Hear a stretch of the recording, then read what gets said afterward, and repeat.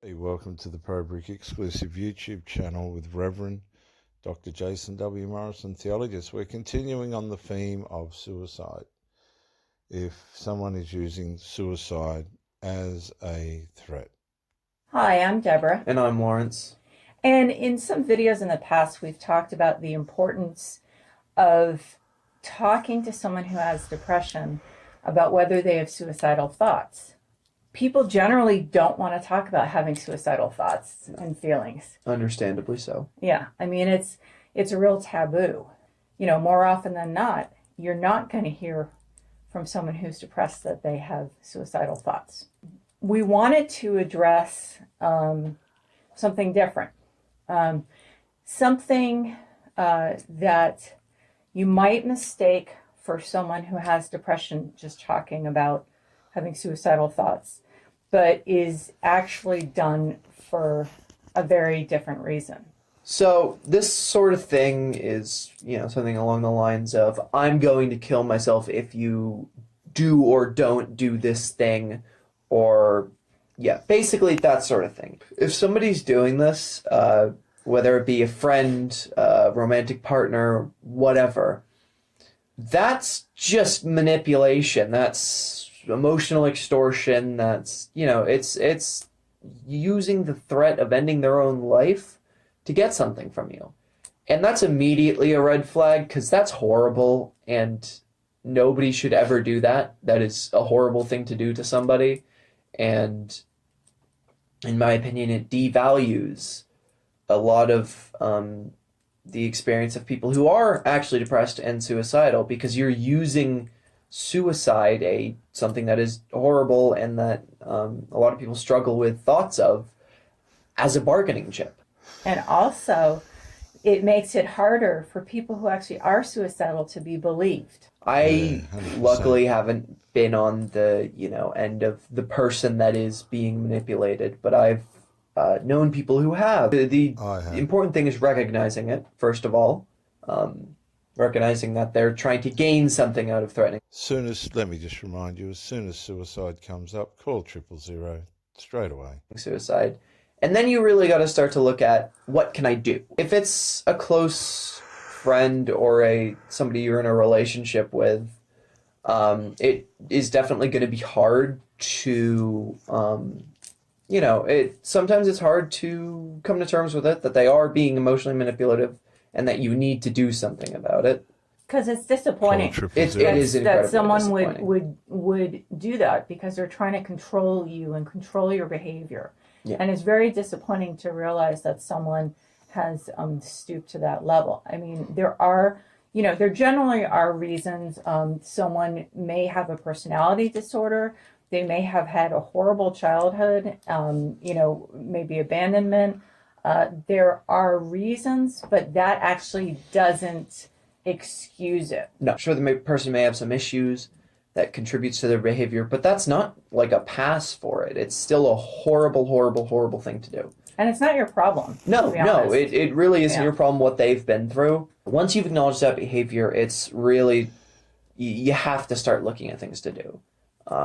You can do the nuclear option, which is just completely cut ties with them. Another thing you can try is to try to convince them to seek help. There's definitely a chance that they're going to be resistant to that idea and they're not going to want to. Sometimes they will be, and that's great. And hopefully that in that case, when they actually are willing to seek help, the person that they see will be able to make them realize that doing this is horrible and that it should not be done under any circumstances. And if they're already seeing a therapist, then why are they telling you this instead of their therapist? Exactly. If you don't feel ready to, pull the plug completely, another option is to just call them on it and say, what you're doing when you say that is you're trying to control me. You're emotionally manipulating me. And it's just not acceptable. Make it clear. But what you've got to realize is a lot of these parents, they are getting a sense of being needed. They're getting a sense of being wanted. They're getting a sense of being accepted. They're getting a sense of being valued. They're getting a sense of being heard. They're getting a sense of being accepted. They're getting a sense of being needed. They're getting a sense of being wanted. They're getting a sense of being valued. They're getting a sense of being accepted. They're getting a sense of being wanted. They're getting a sense of being So they play into it as well. I've seen it with my own two eyes. I've seen this become a whole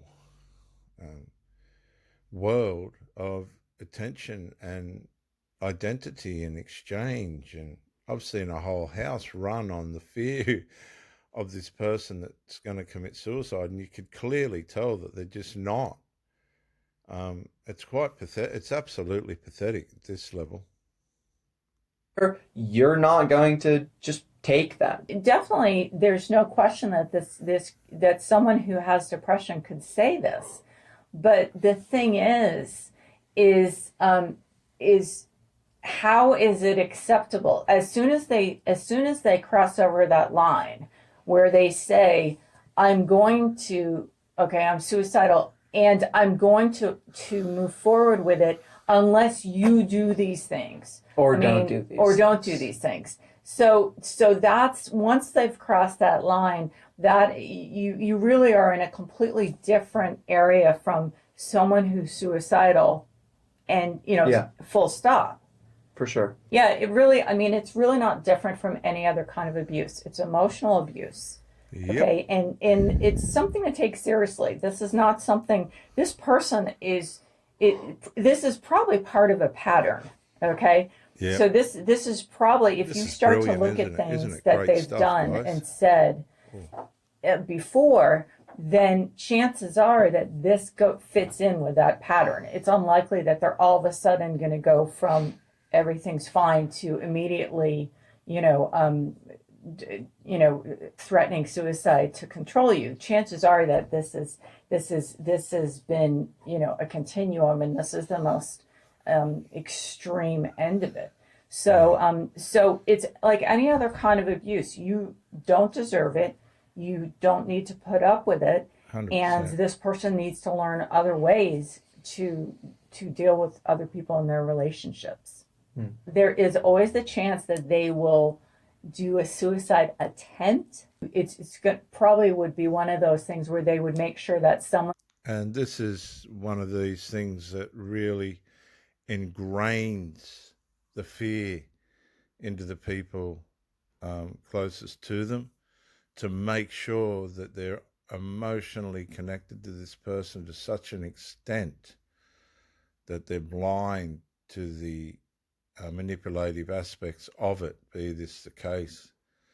And these predators, right, they're reverse dark triad predators, these suicide, I'm going to commit suicide vampires, the reverse dark triad predators. They will prey on these people, and you see these parents, particularly the mothers, on eggshells. When you come in and say to them, call the police, the mother looks at you with a blank look on their face. And you can see them with this look on their face going, but then what am I going to do? It's sort of like, well, what am I going to do? Well, the fact of the matter is, it's absolutely got nothing to do with you. If somebody's threatening to commit suicide, you've got to call the authorities straight away. It's not about where you fit into it as a parent or anything like that. This is a situation that's way beyond your emotional capabilities and this kind of thing. It's a serious personal problem for the person that's threatening it, and they need professional help. Too many times I've seen these parents just look, really spare all of us, because you're only feeding a problem that can be fixed in minutes if you get on to the police and that. Would find them, or they'll text you or something and say, I just took a whole bottle of pills, and then you sit and you text back and say, call 911. If you found this video helpful, you can give it a like. If you didn't, you can give it a dislike. They all come back to calling emergency, and that's what you need to do.